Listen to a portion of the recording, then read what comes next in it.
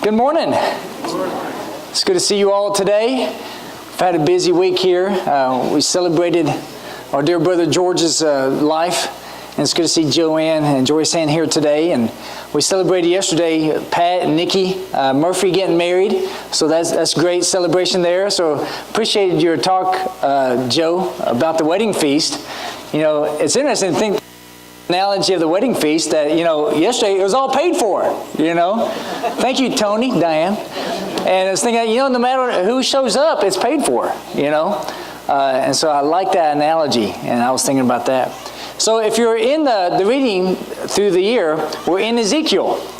And Ezekiel is such an amazing book, isn't it? There's so much in there, I can't even get into probably a quarter of it. But I'm going to look at the first 11 chapters some today. And if you're a little bit behind, it's okay. But read Ezekiel this week. And it's such a encouraging book and challenging book as well. And what we learn, a message from God, God's message through Ezekiel to the people, and also to us as well. All of the Bible is such a blessing to us. And I want to get into it here. So, Ezekiel, who was this man that was used by God? Well, first of all, let's read the first 3 verses here. Now, it came about in the 13th year of the 5th day of the 4th month, while I was by the river Chebar among the exiles, the heavens were opened, and I saw visions of God. On the 5th of the month, in the 5th year of King Joachim's exile, the word of the Lord came expressly to Ezekiel the priest, son of Buzi, in the land of the Chaldeans by the river Chebar, and there the hand of the Lord came upon him. So it's interesting, Ezekiel, this is one of the few times he talks about himself in the third person. It's always interesting. Be with some friends and talk about yourself in the third person. Always catches people's attention. And so it's interesting here who Ezekiel is. Well, he was part of the exile. Do you remember a couple years ago when talked about Ezra and Nehemiah and that wonderful rebuilding of the wall of Jerusalem? Well, this was the beginning of that exile that happened in 597 BC by the Babylonians, Nebuchadnezzar. All right? And so he was part of this first exile group. There was another one later, but he was part of this first exile in 597, okay?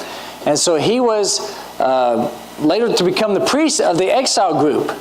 Now Jeremiah was going on at the same time, but he stayed in Jerusalem, all right? So Jeremiah and Ezekiel are peers here, where Jeremiah stayed in Jerusalem, but Ezekiel went with the exiles. So it's interesting here. And he was a married man. We see that later on in chapter 24. And he came from a priestly family, son of Buzi, and who was also a priest. So it's interesting. He was in a family of priests, and he was going to be a priest, and then the exile happened. And so his whole future changed in multiple levels, right?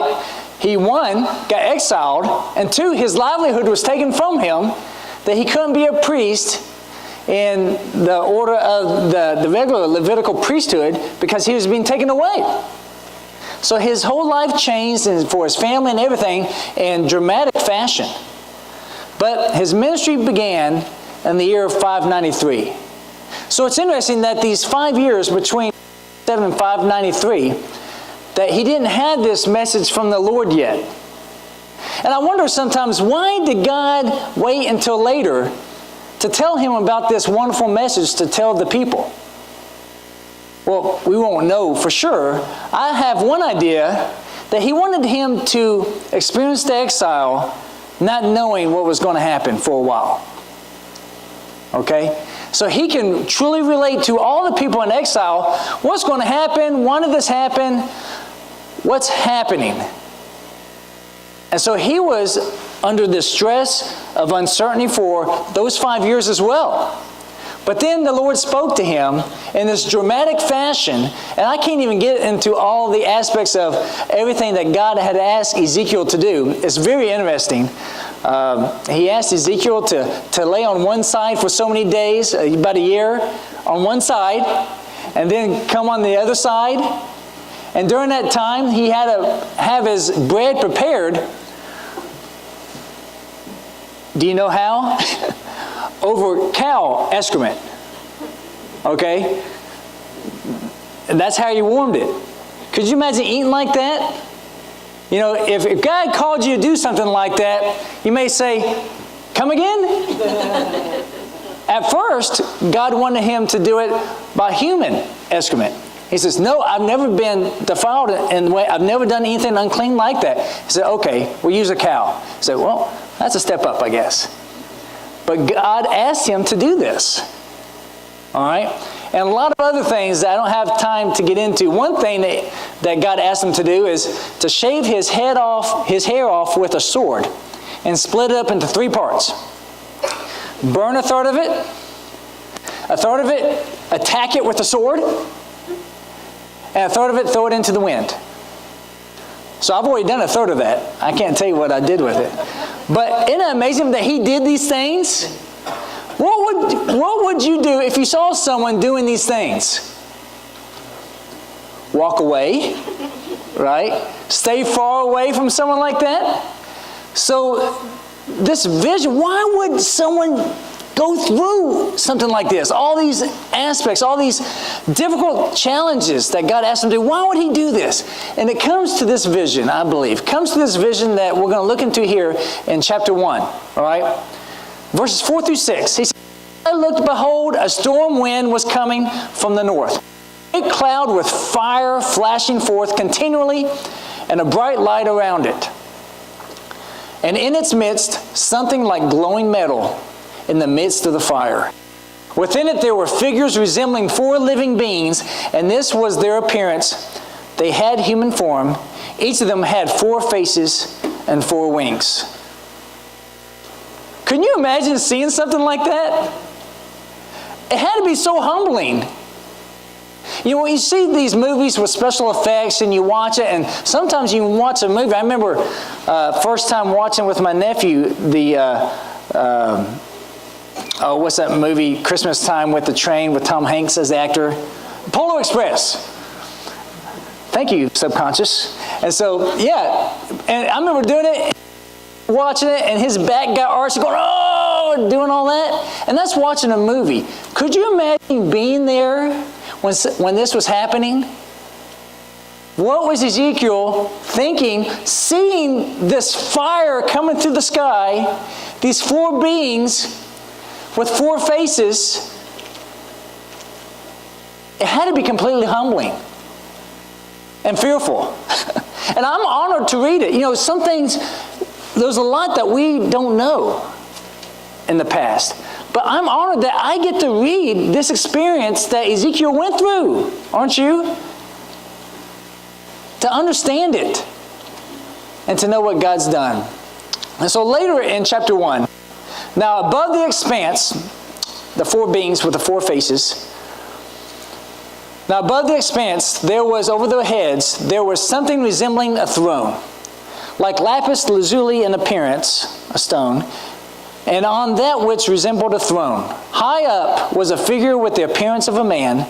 Then I noticed from the appearance of his loins and upward something like glowing metal that looked like fire, all around within it. And from the appearance of his loins and downward, I saw something like fire, and there was a radiance around him, as the appearance of the rainbow in the clouds on a rainy day. So was the appearance of the surrounding radiance. Such was the appearance of the likeness of the glory of the Lord. And when I saw it, I fell on my face and heard a voice speaking. How many of that has this happened to you? Nothing like this has ever happened to me. And this happening to Ezekiel, this happening to a man, what would it do? Well, I'll tell you what it did for Ezekiel. It gave him a strong conviction. Have you had such a strong conviction about something that you would not waver? Hopefully with you becoming a Christian, getting baptized and giving your life to God. Because we take part of this vision with Ezekiel now. We take part of it because we've seen it through his eyes. He's just not writing this down for us to know that this happened, but he's writing this so that we could take part of this with him, so that God can speak to us as well. So Ezekiel has this strong conviction, and this inspiration had to help him in the struggles that he had.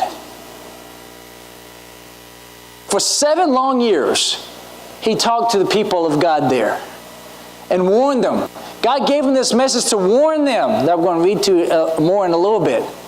And when times were tough, when God was telling them to do those things I told you earlier, or when he reenacted a siege, God also asked him to get a brick there in chapter 4 and to prepare it to look like a siege to go against the wall. And he's acting this out in front of everybody.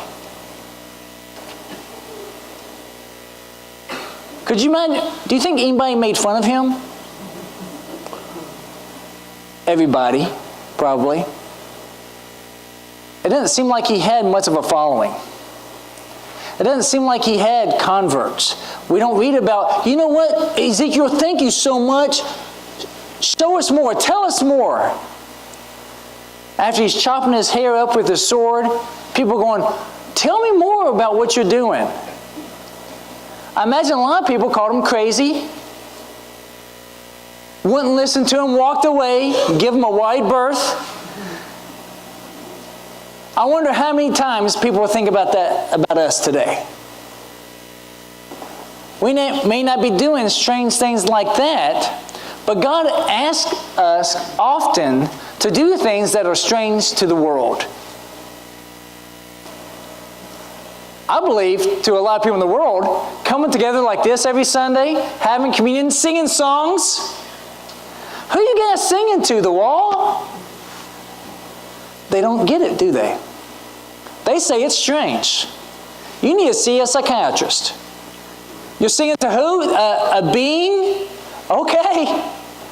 Let me know when he answers. So we can understand people making fun of Ezekiel because people do this to us at times. I know they've done that to me. People ask me, so why do you, what are you thinking? What's going to happen? Okay. Take care. Good luck with that. And they give me a wide berth. All right. And so this call to Ezekiel and to us all, let's look at it here in chapter 2. Then it's interesting there in chapter 1, he didn't really outright call him God.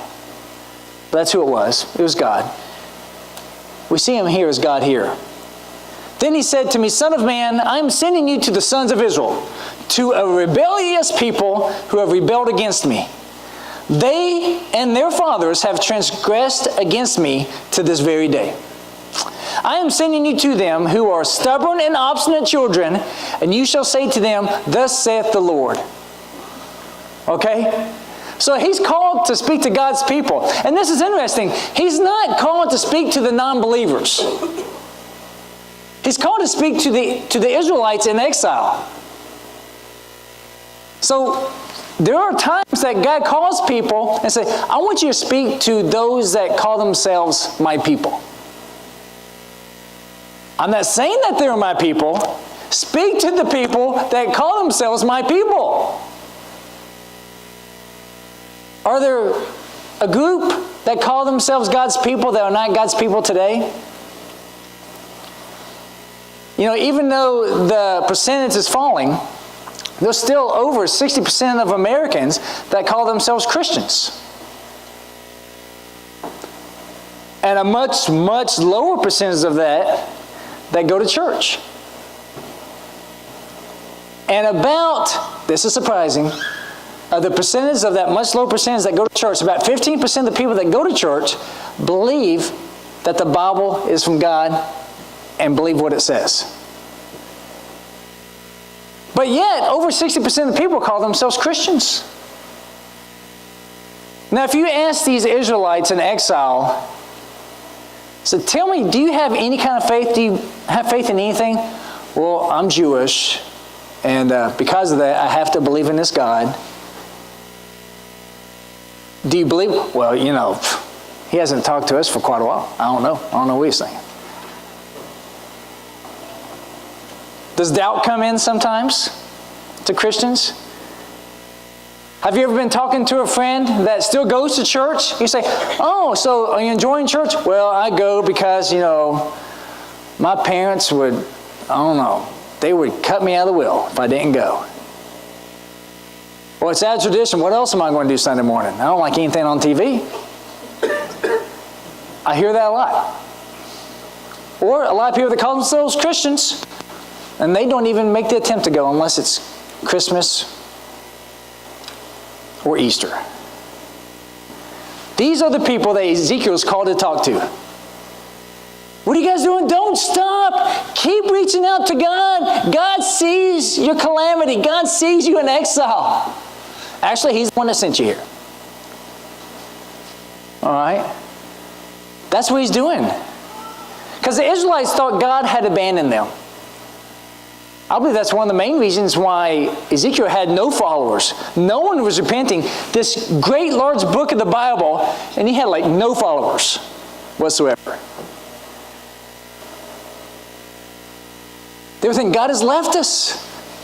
And I hear that from time to time, people in different parts of the world. Where is God?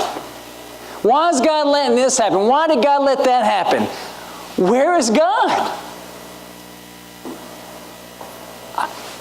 I know for sure that people were saying that to Ezekiel. Oh, Ezekiel, where's God? He let Nebuchadnezzar destroy us? Bring us out here? And this is also during the time of Daniel, Shadrach, Meshach, and Abednego. But Ezekiel and Daniel didn't really run in the same circles. Okay?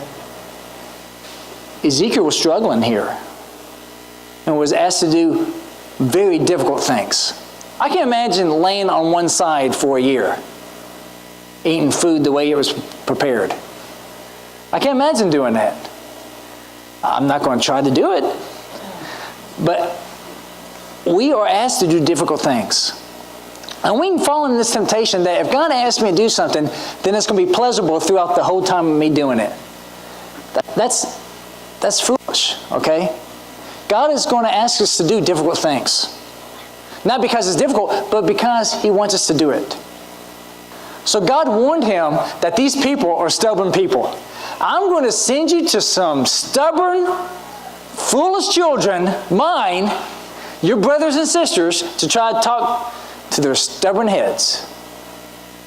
Well, that's not a peppy speech, is it? It's like, okay, great. So God was preparing them that they're not going to listen to you. They didn't listen to me. They're not going to listen to you, but still, I want you to go out. And this sounds much like our call.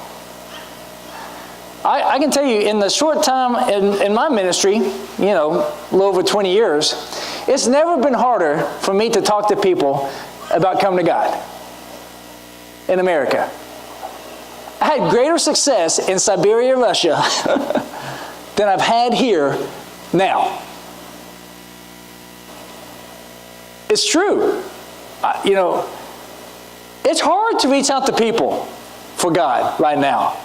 I can tell them, you know what, this is going to happen. So, doomsday, well, you're a happy fellow. I was like, well, don't you know? Well, how do you know? I talked to someone this week. I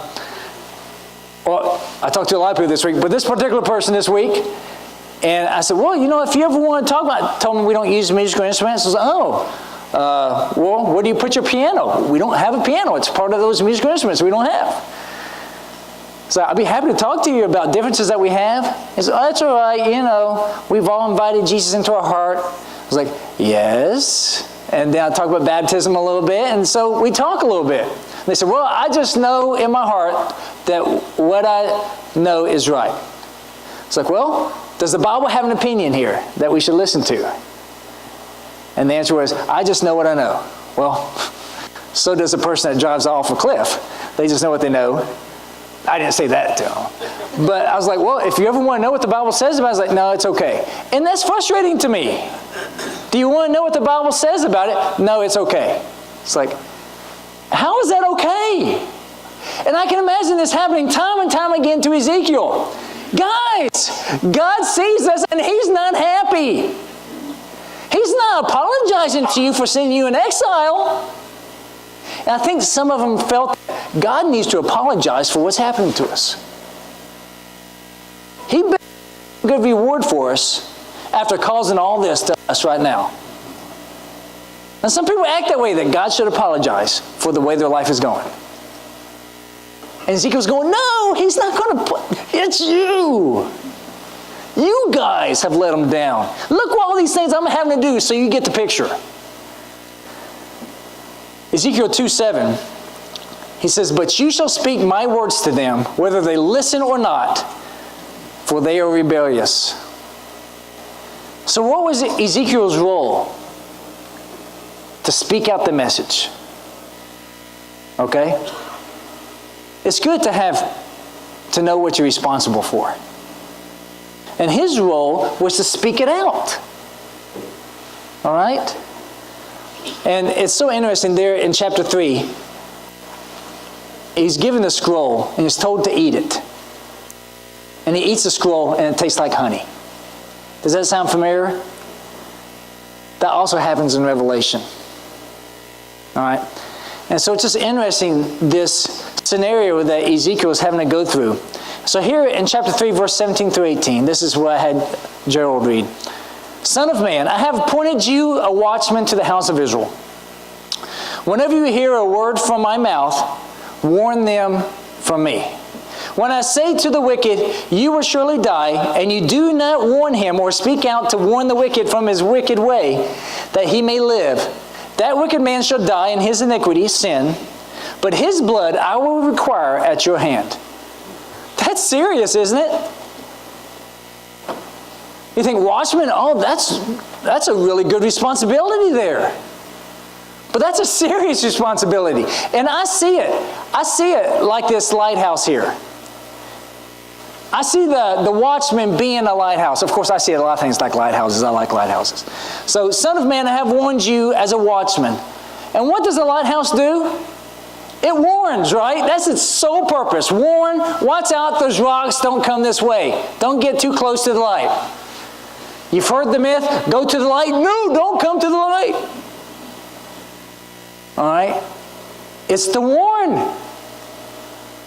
And that's what a watchman warns. Watch out, watchman. Watch out. I see the doom. I see the danger. Watch out. That's Ezekiel. That's Ezekiel's role here. So safety of all depends on the watchman. If you don't have watchmen with good eyes, then you don't have good eyes. Okay? A watchman with good understanding, then you don't. And honestly, it scares me to think that I may be held responsible. I'm serious. Don't you get that sometimes? I don't think I'm alone there. I hope I'm not. But you think about someone that hasn't heard what they're doing wrong, and it cuts me to the heart. It's like, have I done everything I need to do? Have I warned that person? Because this watchman thing, it's something that I feel on my spirit. I know God calls us to different things, so maybe it's me as an evangelist type person. God puts that deep burden on me, for sure. Not if you've felt it too. That if you don't warn the people that you know that are in doom, the blood is on your hands. If you see someone that is living in such a way that it is bad for them, if you don't warn them, don't you have some responsibility? I think so. And there's no greater doom than hell. None. But read this following. Yet if you have warned the wicked, and he does not turn from his wickedness or from his wicked way, he shall die in his sin, his iniquity. But you've delivered yourself. Again, when a righteous man turns away from his righteousness and commits sin, and I place an obstacle before him, he will die. Since you have not warned him, he shall die in his sin, and his righteous deeds which he has done shall not be remembered. But his blood I will require at your hand. However, if you have warned the righteous man that the righteous should not sin, and he does not sin, he will surely live because he took warning, and you have delivered yourself. You know what? We can't talk all happy days every day. Sometimes there needs to be warnings out there, put out there. We have to do this. Is it bad to be a lighthouse? I think it's great to be a lighthouse. You get to save so many people. You get to warn them. And that's how I feel we are. Our duty is to warn and educate and to be the great deliverer of good news, the gospel news. It's awesome. It's wonderful. But it is not the responsibility of the lighthouse to save. That lighthouse is not supposed to go out there and save people when they hit the rocks. It's not your responsibility for the people to make the right decisions from hearing the warning. It wasn't Ezekiel's responsibility if he warned them and they died in their sin. It was his responsibility to speak out. That was his thing. He was supposed to warn and speak out. And if he didn't do that, they died. It's on his hands. They died in their sin away from God. It's on his hands. That is a heavy burden. So when Ezekiel was thinking, he was like, I don't want to eat bread that's prepared over cow manure. I don't want to do that anymore. And you may say, God, I don't want to speak to people about this anymore because they're not. Hey, you have responsibility to speak out. I believe all of us are watchmen. We are. You know the doom that comes to people if they don't respond to God. You know it. Do you know people that are doomed if they don't come? I do. I pray about this all. I pray for their burden to be great unless they come to the Lord. Does that sound bad? I pray for their burden to be great if they don't come to the Lord. But it's for their own good. I also pray that for Christians, our burden is great if we do not speak out and be the watchman that we're called to be. Because I definitely feel that burden if I don't do it. If I have friends and family that don't believe, I'm miserable if I haven't tried. So I'm that one that brings up awkward conversations at times. I say, oh, okay, well, you can come talk to me later if you want. But I had to tell you that because I love you, I care for you. So, okay, yep. But at least it's completely selfish. It's to put me at peace. And for Ezekiel, it was definitely on him. Are you going to speak out, Ezekiel? Yeah, I don't want the blood on my hands. So he did all these things. He did it.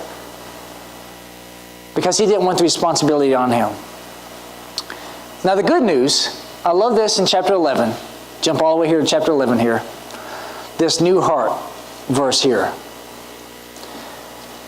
Verse 19, and I will give them one heart. Give them one heart. And I will put a new spirit within them, and take the stony heart out of their flesh, and give them a heart of flesh. This has been a good Halloween message right here. But take away their stony heart, and give them a heart of flesh. Have you ever drawn blood from a stone? I haven't either, because it's a stone. It's worthless. You'd be crazy. Flesh. Turn the heart of stone into a heart of flesh. For those who turn to God, they will have a new life, a new heart, a new spirit, a new life. Hope for the future. Hope that their lives will be good, not bad. It's so good, so encouraging. But verse 20 is this, and I will give them one heart and put a new spirit within them, and I would take the heart of stone out of the flesh and a new heart of flesh, that they may walk in my statutes and keep my ordinances and do them. That they will be my people, then they will be my people, and I shall be their God. But as for those whose hearts go after their detestable things and abominations, I will bring their conduct down on their heads, declares the Lord your God. Who is he talking to? To the Israelites. These are not to the non-Israelite people. These are all Jewish people he's talking to. So are Jewish people saved just because they were Jewish at this time? No, apparently not. It's much more than just being born into it. They had to respond. They had to let God into their life. A new heart to live in obedience. So your new heart isn't just for you to feel so good. Your new heart is for you to live in obedience. Obedience is the gift. Obedience is the blessing. Now I love this. If they do this, then they will be my people. Then I'll claim them, those rotten kids. Then I'll claim them as my people.